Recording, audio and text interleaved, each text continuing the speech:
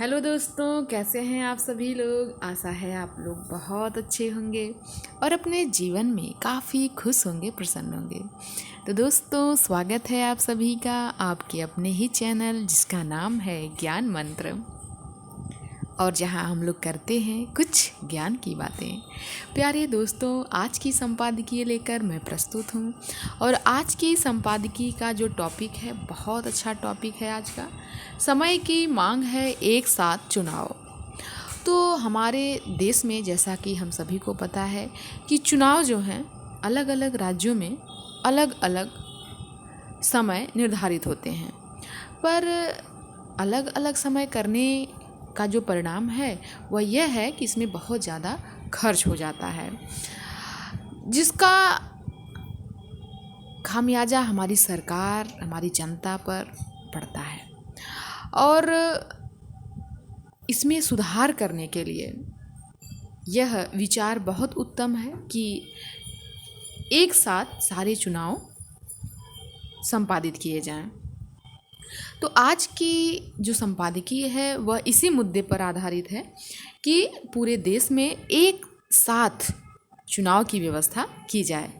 तो आज की संपादकीय बहुत ही नॉलेजेबल है, क्योंकि हमें आज की संपादकीय के माध्यम से ये पता चलेगा कि एक साथ चुनाव करने के क्या लाभ हैं और क्यों आखिर एक साथ चुनाव नहीं होते, इसके भी कारण हमें जानने को मिलेंगे।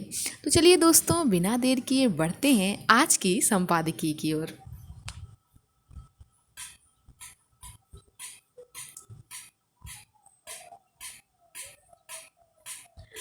इन दिनों एक देश एक चुनाव का मुद्दा चर्चा में है।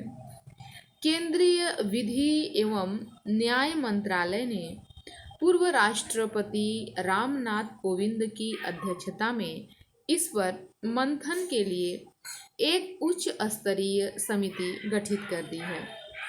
एक साथ चुनाव से आशय लोकसभा और विधानसभा के चुनाव एक साथ कराने से हैं। चुनाव प्रक्रिया को सुसंगत बनाना भी इसका उद्देश्य है। इसका अर्थ यह नहीं कि पूरे देश में सभी लोकसभा और विधानसभा सीटों के लिए एक ही दिन में चुनाव करा लिया जाए। इसके बजाय चुनाव प्रक्रिया विभिन्न चरणों में संपादित कराई जाए, ताकि निर्वाचन क्षेत्रों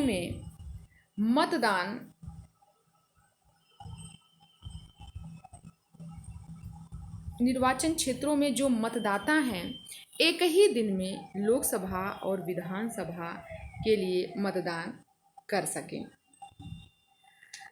स्वतंत्रता के बाद देश में लोकसभा और विधानसभा के चुनाव एक साथ संपन्न होते रहे। यह क्रम 1967 में टूट गया। उसके बाद से इसकी फिर से संभावनाएं तलाशी जा रही हैं। इसी सिलसिले में विधि आयोग की 1999 में आई चुनाव कानूनों पर सुधार रपट उल्लेखनीय है।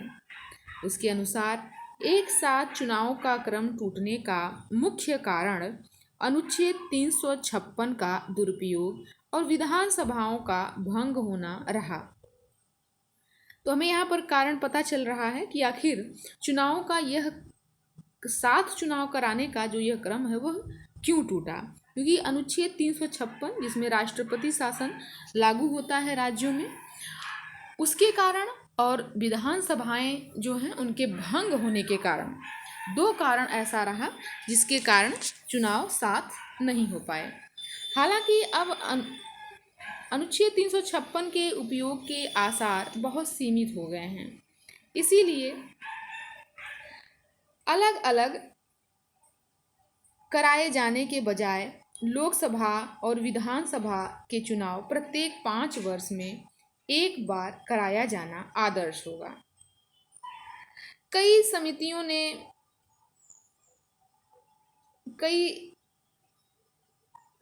ने एक साथ चुनाव के विचार का समर्थन किया है। कार्मिक लोक शिकायत विधि एवं न्याय मामलों से जुड़ी संसद की स्थायी समिति ने 17 दिसंबर 2015 को राज्यसभा में प्रस्तुत एक रिपोर्ट में सुझाया था कि सभी दलों को एक साथ चुनाव पर गंभीरता से विचार करना चाहिए।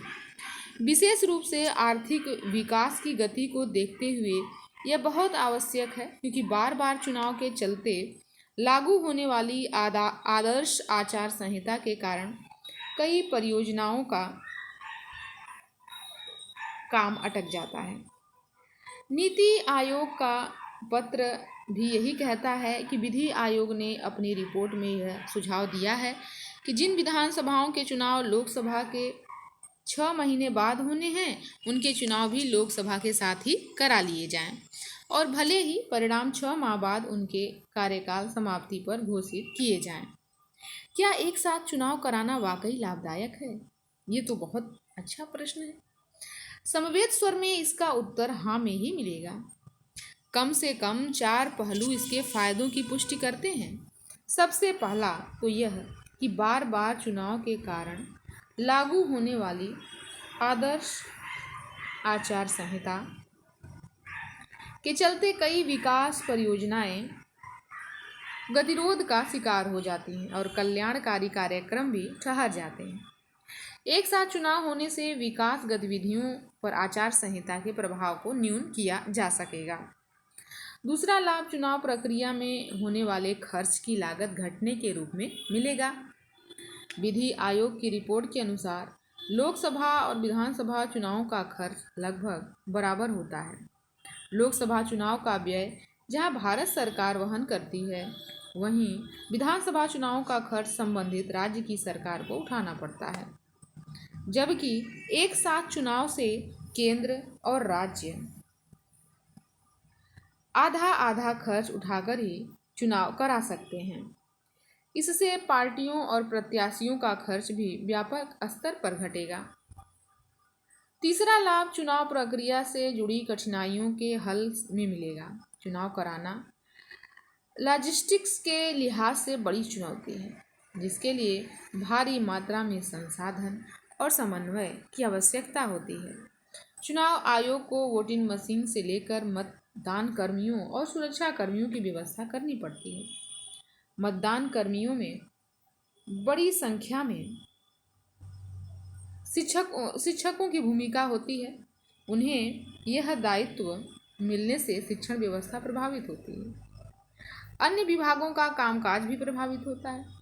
कर प्रशासन से लेकर सुरक्षा बलों जैसी तमाम इकाइयों की सक्रियता भी बढ़ानी होती है।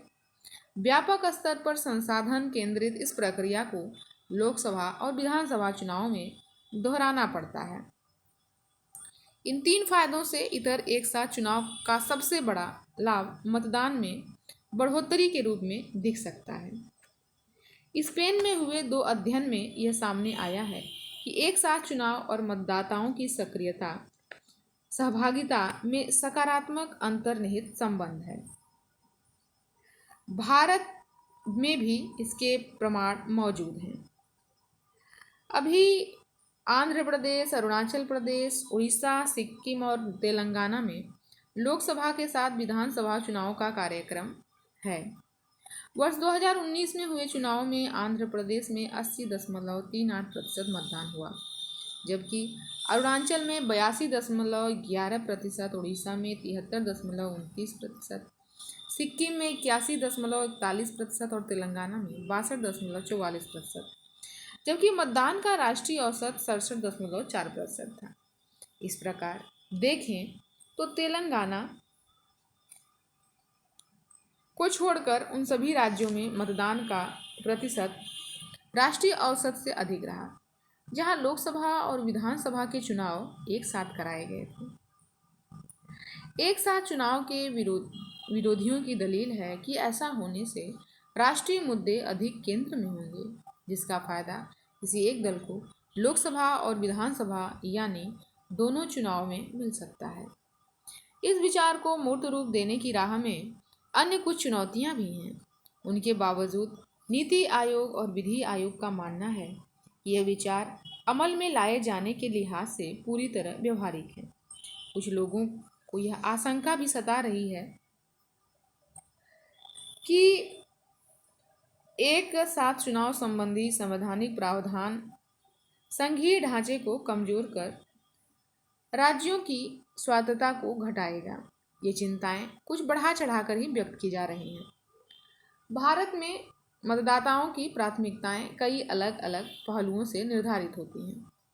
उनमें निवर्तमान सरकार के प्रदर्शन से लेकर स्थानीय मुद्दों की भूमिका होती है। इसीलिए लगता नहीं कि इससे मतदाता किसी दुविधा का शिकार होगा। दिल्ली और उड़ीसा के चुनाव परिणाम प्रत्यक्ष प्रमाण हैं कि लोकसभा और विधानसभा में मतदाताओं की पसंद कैसे बदल जाती है और वे राष्ट्रीय एवं राज्य से जुड़े मुद्दों का नीरछीर ढंग से निर्धारण करने में सक्षम हैं। इसीलिए एक साथ चुनाव जैसी किसी संभावित पहल पर समग्रता से विचार किए बिना उसे खारिज करना बुद्धिमानी नहीं है।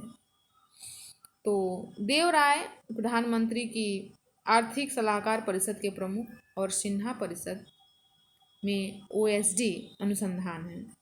ये लेखकों के निजी विचार हैं। ये विचार बहुत ही अच्छे विचार हैं। ये हैं आदित्य सिन्हा जी और ये विवेक देवराय जी। तो बहुत ही अच्छा आज का टॉपिक, हमें बहुत कुछ जानने को मिला कि एक साथ चुनाव करने के क्या क्या लाभ हैं और क्यों और कब से एक साथ चुनाव की जो प्रक्रिया थी वह भंग हुई। तो बहुत ही नॉलेजेबल आज की यह संपादकीय रही। आशा है दोस्तों आपको आज की ये संपादकीय काफ़ी अच्छी लगी होगी। मुझे तो आज की संपादकीय बहुत ज़्यादा अच्छी लगी क्योंकि मुझे बहुत कुछ नया भी जानने का अवसर प्राप्त हुआ। तो दोस्तों आज की संपादकीय को हम यहीं समाप्त करते हैं। मिलते हैं नए संपादकीय लेख में नए वीडियो के साथ। धन्यवाद।